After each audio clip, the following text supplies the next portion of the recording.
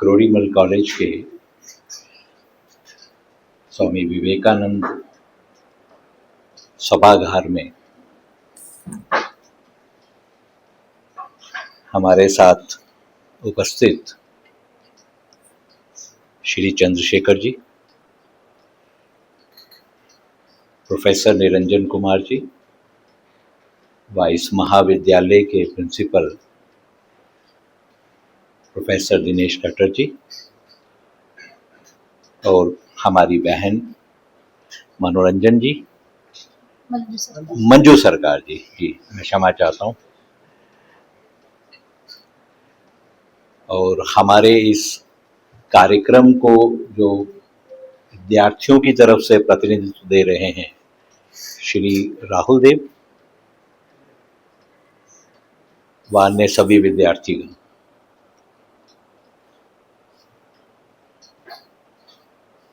हम एक ऐसे युग में चल रहे हैं जहां राम की चर्चा और राम के विषय में बातचीत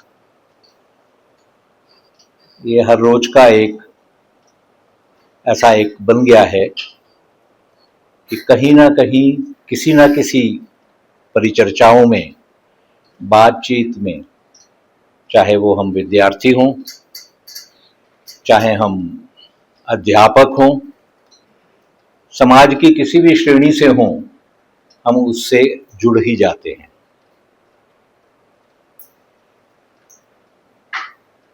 हमारे सामने एक बहुत बड़ा परिवर्तन हुआ है, वो स्वाभाविक ही था कि ऐसी सब परिचर्चाएं समाज के अंदर हों। 25 पीढ़ियों के बाद में वो दिन इस पीढ़ी को देखने को मिला है। प्रभु श्री राम का भव्य मंदिर, हम सब वो सौभाग्यशाली हैं जिनके सामने वो स्वप्न पूर्ण होने का कार्य हुआ है। लाखों बलिदान हुए, अनेकानेक संघर्ष हुए,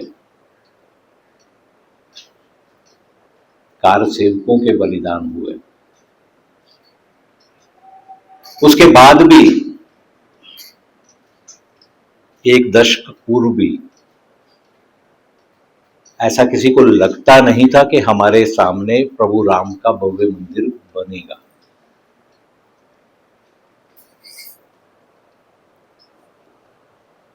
और वो घड़ी, वो पल हमारे सामने आया। 2019 में सर्वोत्तम न्यायालय के द्वारा जितनी भी रुकावटें थी प्रभु राम के भव्य मंदिर बनने के रास्ते में, शिलान्यास हुआ। उसके बाद में हम सब ने देखा कि कितने उत्साह ये पावन दिवस हमको देखने को मिला। हम इस यात्रा को याद करें। सैकड़ों वर्ष का संघर्ष, लाखों बलिदान, लगभग 7 दशक का कोर्ट कचहरियों के अंदर, और उस सब के बाद में एक दिवस हमको सुनने को मिला कि प्रभु राम के भव्य मंदिर बनने के रास्ते की सब रुकावट समाप्त हो गई हैं। अब हमको प्रभु राम का भव्य मंदिर बनते हुए अपनी आंखों के सामने देखना है।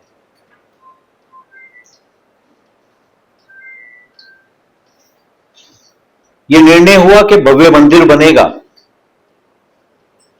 पर वो भव्य मंदिर बनाने के लिए किसी एक या दो से राशि नहीं ली जाएगी। राम सबके हैं, हम राम के हैं, तो हमारे राम का भव्य मंदिर हम सब के योगदान से बनेगा। इसके लिए हम सब ने मिलकर निधि समर्पण कार्यक्रम में जुड़े।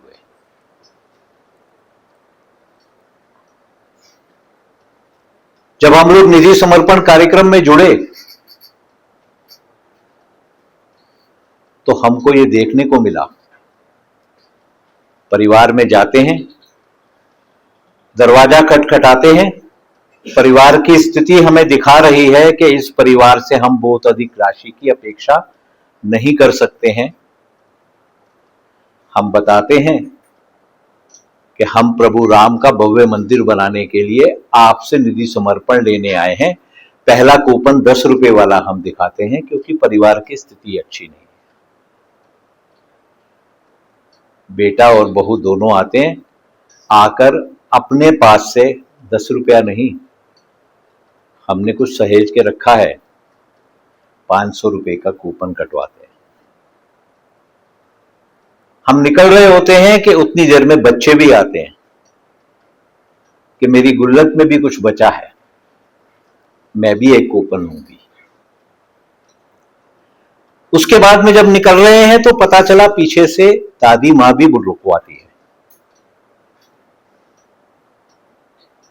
मैं कैसे ये अवसर छोड़ूंगी? मैंने किसके लिए बचा के रखा है? मेरे राम के लिए ही तो। वो अपनी एक पोटली सी लेकर आती है, उस पोटली में जितने भी सिक्के वगैरह पड़े हैं सब। मुझे भी तो ये सौभाग्य चाहिए, जब प्रभु राम का भव्य मंदिर बनेगा, मेरे राम का मंदिर बनेगा, तो मैं परिवार सहित वहां जाऊंगी और बच्चों को लेकर बच्चों को ये बोलूंगी, देखो ये जो भव्य मंदिर है मेरे राम का, हमारे राम का, इसमें एक ईंट हमारे परिवार की भी लगी हुई है। कार्य पूर्ण हो जाता है। लक्ष्य रखा जाता है कि लगभग हमको 1000 करोड़ राशि एकत्रित करनी है। दुगने से अधिक राशि, जो 45 दिन की समय सीमा थी, 15 दिन की समय सीमा में पूर्ण हो जाती है। अभी विदेश के राम भक्तों से राशि नहीं आई है, FCRA परमिशन नहीं मिली है। सबने मिलकर भव्य मंदिर बनाना है, इस कार्य को पूर्ण कर लेते हैं। अब हमारे रामलला प्राण प्रतिष्ठित होंगे। प्राण प्रतिष्ठित होंगे तो हम सबको अयोध्या जी धाम चलना है ना। हम सबको भी तो उस अवसर को, उस पल को अपनी आंखों के सामने होते हुए देखना है ना, अपने मन मस्तिष्क में उतारना है ना। ये तो 25 पीढ़ियों के बाद में समाज को अवसर मिल रहा है। हमारे जीवन में तो ये एक बार देखने का अवसर है। हमारे जीवन को छोड़िए, 25 पीढ़ियों में ये अवसर नहीं आया, आगे पता नहीं कब आएगा। व्यवस्था उसकी भी बन जाती है। वहां तो सीमित स्थान है। पूजनीय संत पहुंचेंगे अयोध्या जी धाम में, मुहूर्त पर आरती उतारेंगे। हम सब लोग उस दिवस पर हमने तय कर लिया कि हमको पूजित अक्षत आ गए हैं।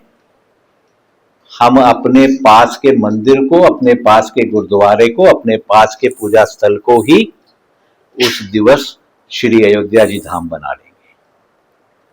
अपने यहां पर स्क्रीन लगा ली है हमने। अयोध्या जी धाम में पहली आरती उतारेंगे पूजनीय संत। हम अपने ही मंदिर को, अपने ही स्थान को उस दिन के लिए अयोध्या जी धाम बनाकर विश्व के करोड़ों हिंदुओं के साथ मिलकर रामलला की आरती उतारेंगे, मनुहारी करेंगे।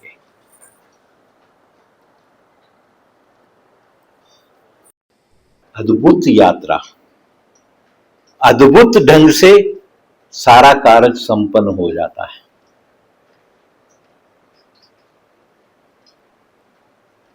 मैंने इस यात्रा के बारे में क्यों बताया?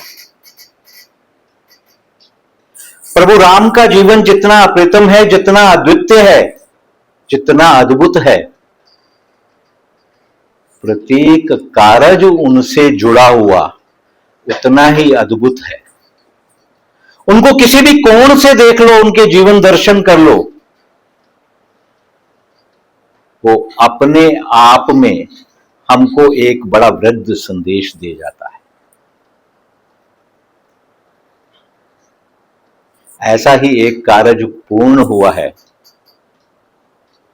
प्रोफेसर निरंजन कुमार जी के संपादकीय में, इस पुस्तक के द्वारा। राम जाना तुम ही होई जाए। हम लोग आजकल कार्यक्रम स्थलों में जाते हैं, आयोजनों में जाते हैं। जब अंदर जाते हैं तो बाहर एक सेल्फी पॉइंट बना होता है। हम जाते हैं, उस सेल्फी पॉइंट में खड़े होते हैं। सेल्फी पॉइंट में कहीं पर किसी विशिष्ट व्यक्तित्व की साथ में चित्र लगा होता है।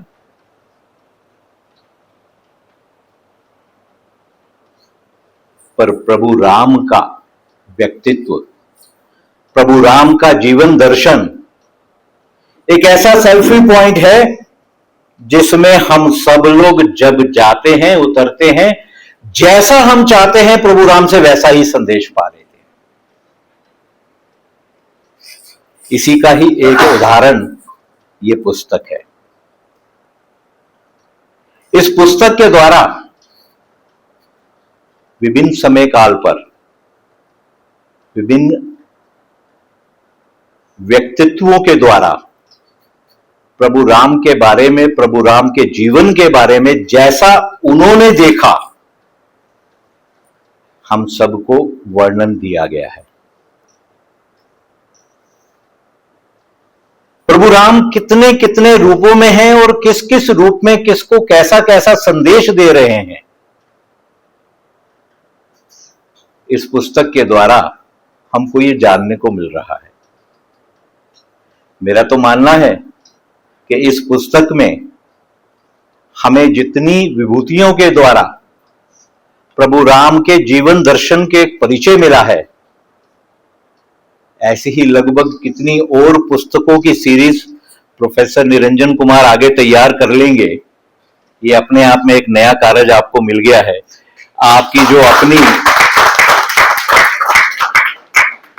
आपकी अपनी जो शोध कार्य हैं, जो लगभग मुझे लगता है अब आंकड़ा कितना हो गया होगा, क्योंकि हर बार मैं जब कार्यक्रम में आता हूं तो एक नया आंकड़ा सुनने को मिलता है कि अब तक इतने शोध कार्य हो गए हैं। मुझे लगता है 250 से ऊपर हो गए।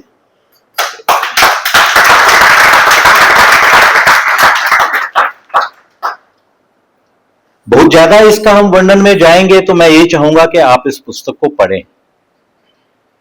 पढ़कर ही आपको इस पुस्तक का जो ज्ञान मिल रहा है, इस पुस्तक को पढ़कर और उसके अंदर विभूतियों के द्वारा जो गांधी के अपना प्रभु राम के जीवन के बारे में दर्शन दिया गया है, उसके बारे में हमको ज्ञान मिलेगा। आमुख इसका दिया है सीनियर एडवोकेट आलोक कुमार जी ने। आमुख ही अपने आप में बड़ा अद्वितीय है। बड़ी सहजता से उन्होंने प्रभु राम के जीवन और उस जीवन दर्शन से वर्तमान और भविष्य के भारत के बारे में हम सबको एक संदेश पहुंचा दिया है। प्रोफेसर निरंजन जी का संपादकीय एक छोटी सी गुट्टी की तरह प्रस्तुत कर रहा है इस सारी पुस्तक को। प्रभु राम है सकल सुमंगल मंगलदायक, सबके मंगल की चिंता करनी है। इसका मूल मंत्र, इसका जड़ जो है वो प्रारंभ हो रही है प्रभु राम के जीवन दर्शन से। हम जिसको कहते हैं अपना सनातन ज्ञान और अपना सनातन तत्व, वसुदेव कुटुंबकम का जो संदेश हम देते हैं, पूरे विश्व का जो कल्याण हो, वो कहीं ना कहीं मंगल भवन अमंगल हारी, ये हमारे प्रभु राम का जीवन दर्शन ही तो है। मुझे सबका मंगल करना है, अमंगल को विश्व से दूर करना है, सबके लिए मंगलकारी हम कार्य करेंगे, इस तरफ हम सबको प्रेरित करता है।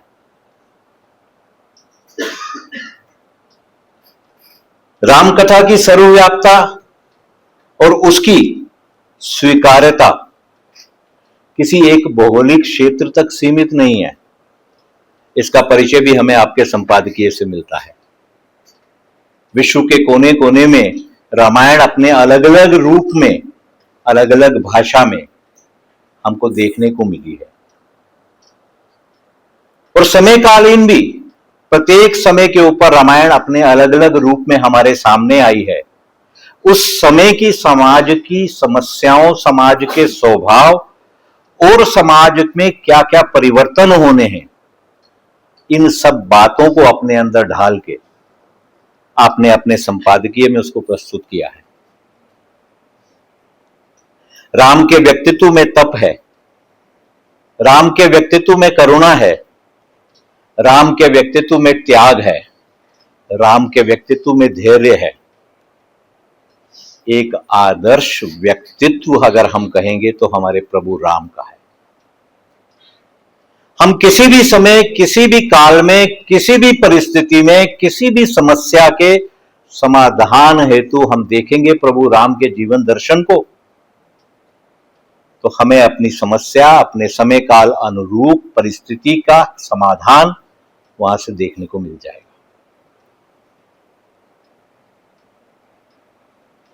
स्वामी विवेकानंद जी का इसमें लेखन है। उन्होंने दर्शाया है कि भारत का महान आदि काव्य ही नहीं है सिर्फ रामायण, जो है हमको एक बहुत बड़ा संदेश देती है। हमने कर्म करना है और कर्म के द्वारा ही हमने अपनी शक्ति को, समाज को, सबको, विश्व को दर्शाना है। पर हमारा कर्म किसके लिए होगा? हमारा कर्म होगा दुखों के नाश करने के लिए, ना कि किसी का प्रतिकार करने के लिए। और हम अपने दुखों का कैसे नाश करेंगे उसके बारे में भी संदेश दिया गया है। दुखों का नाश करने के लिए उसको सहन करने की क्षमता अपने में बढ़ाएंगे। इस सहन क्षमता के द्वारा हम अपने जीवन को इतना उभारेंगे कि ये जो कष्ट हैं वो भी हमें आनंद लगने लगेंगे। भारतेंदु हरीशचंद्र जी ने रामायण के विभिन्न रूपों, चरणों और अध्यायों पर उस समय के समकालीन जो विषय थे और कार्य थे उनको चिन्हित और परिलक्षित किया है।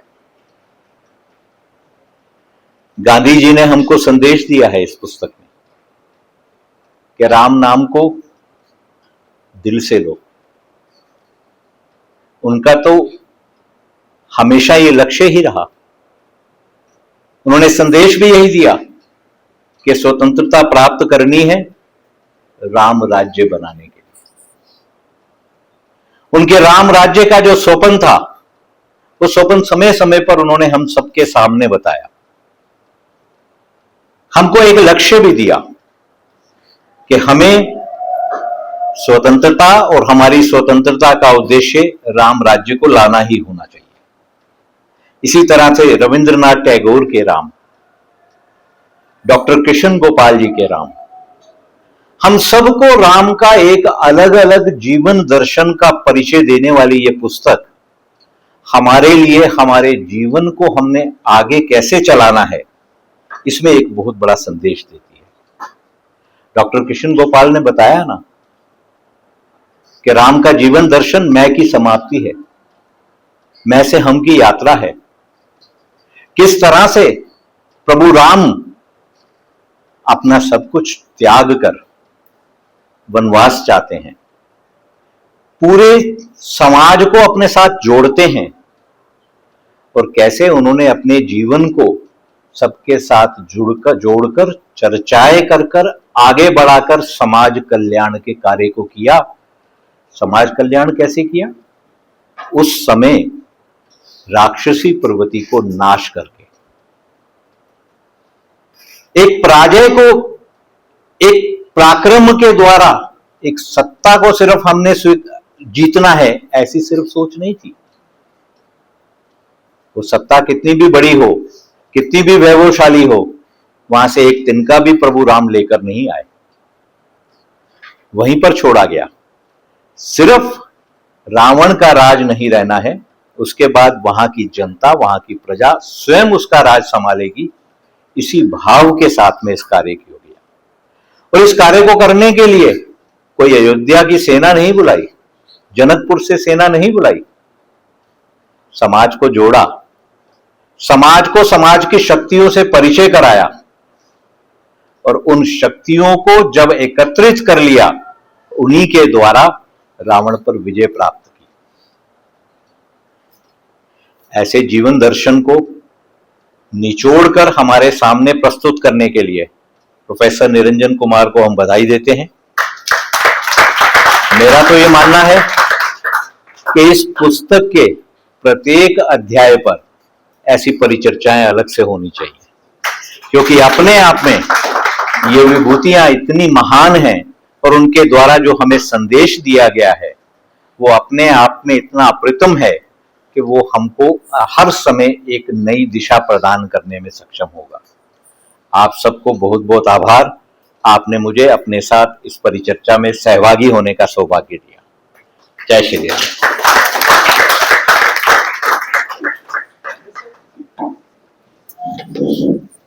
मैं आगे से यार